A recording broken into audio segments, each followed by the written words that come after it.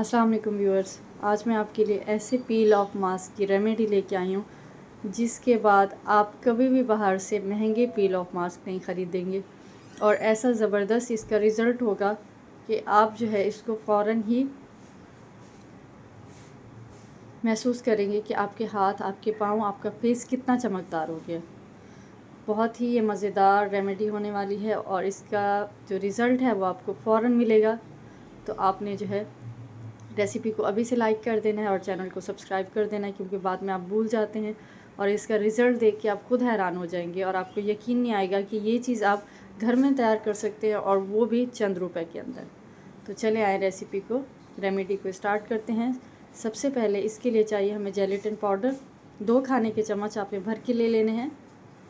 Gelatin powder वो होता है जो हम कुकिंग में इस्तेमाल करते हैं, जैसे किसी चीज़ को जमाने के लिए जेली जैसे घर में बनाते हैं या जैसे कोई पुडिंग बना रहे हो उसमें इस्तेमाल किया जाता है। इसका कोई नुकसान नहीं है, कोई साइड इफ़ेक्ट नहीं है। जो चीज़ हम खाने में इस्तेमाल कर रहे हैं वो हमें फेस पे कैसे नुकसान दे सकती है। तो ये आपने लेना है, 2 टेबल स्पून भर के ले लीजिएगा। इसके बाद जो मैं आपको क्वांटिटी बता रही हूँ, अगर आपने ज़्यादा बनानी हो तो उसको डबल कर लीजिएगा। ये मैं जितनी बना रही हूँ ये एक फेस पे, हाथ पे और पाँव पे आराम से आ जाएगी। 2 टेबल स्पून भर के ले लीजिएगा। इसके बाद तकरीबन 3 टेबल स्पून मैंने पानी डाला है, गर्म पानी डालिएगा 3 टेबल स्पून इसके अंदर। इसके बाद इसको सोक कर दीजिएगा तकरीबन 10 मिनट के लिए। 10 मिनट के लिए सोक कर दीजिएगा, क्योंकि ये थोड़ा सा टाइम लेता है जमने में। आपने इसको फ़ौरन अप्लाई नहीं करना।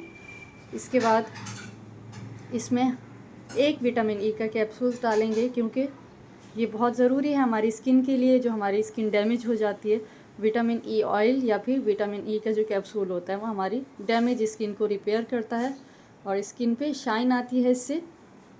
बहुत ही ज़बरदस्त ये हमारे जो ड्राइनेस हो जाती है उसको भी ख़त्म करता है और इसका कोई भी साइड इफ़ेक्ट नहीं है। ये आपने बग़ैर किसी टेंशन के जो है ना इस्तेमाल करना है। अच्छा, अब इसको थोड़ी देर के लिए रख दिया है ताकि अच्छे से ये एक्टिव हो जाए। इसके बाद इसमें अब हम शामिल करेंगे कॉफ़ी ली है मैंने 2 साशे। ये किसी भी अच्छे ब्रांड की ले लीजिएगा जो आप घर में पीते हो। बस एक चीज़ का ख्याल रखिएगा, 3 in 1 मत लीजिएगा, जिसमें दूध भी और चीनी भी और कॉफ़ी भी एक साथ जो होती है मिक्स हुई भी, वो आपने नहीं लेनी। बाकी आप कोई सा भी साशे ले लें। इसके बाद 2 इसके अंदर मैंने डाला है। ये तकरीबन इसके अंदर 1 स्पून होता है। ये जो साशे होता है ये आपने ले लेना है, 2 ग्राम का साशे होता है। ये 2 शामिल कर दीजिएगा इसके अंदर। इसको अच्छी तरह से मिक्स करेंगे हम। अच्छा, अब जो चीज़ मैं यहाँ पे ऐड कर रही हूँ वो है ज़िंक ऑक्साइड। ज़िंक ऑक्साइड क्या है? ज़िंक एक जो है मादनी पत्थर होता है और इसको जब एक प्रोसेस में से गुजारा जाता है और इसमें से ज़िंक जब लेते हैं तो उसके बाद जो ऑक्सीजन होती है एयर में, तो वो और ज़िंक मिलके ज़िंक ऑक्साइड एक ये पाउडर बनता है। इन चीज़ों को 2 को मिक्स करके ये ज़िंक ऑक्साइड बनाया जाता है।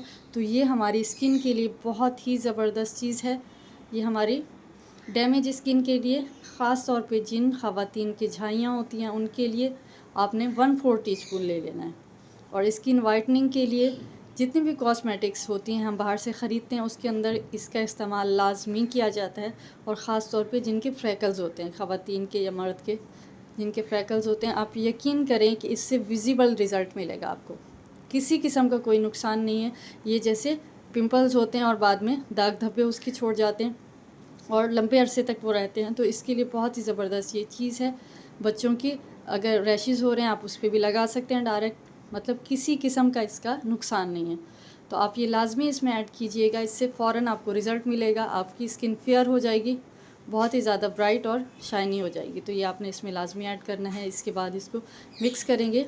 अच्छा, अब जैसे सर्दियाँ आ रही हैं तो अगर आपको थोड़ा सा ये लगे कि जमने लगा है तो आप इसको डबल बॉयलर में या फिर किसी गर्म बर्तन में रख दीजिएगा पानी डाल के, और ऊपर ये बाउल रख दीजिएगा गर्म पानी में। तो ये इसी तरह से लिक्विड ही रहेगा, मतलब जमेगा नहीं। या फिर माइक्रोवेव में 10 से 15 सेकंड आपने इसको माइक्रोवेव कर लेना है, तो ये ऐसे ही रहेगा।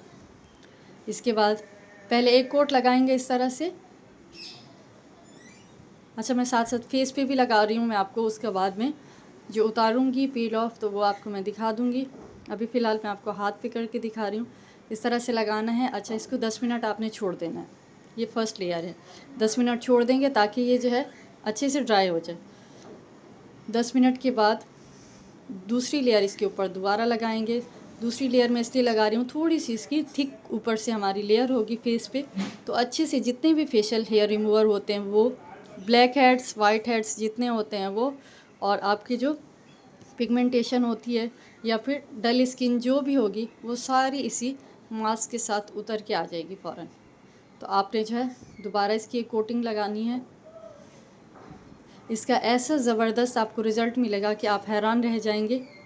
एक ही दफ़ा में इसको उतारेंगे और ये चंद ही सेकंड में उतर जाएगा।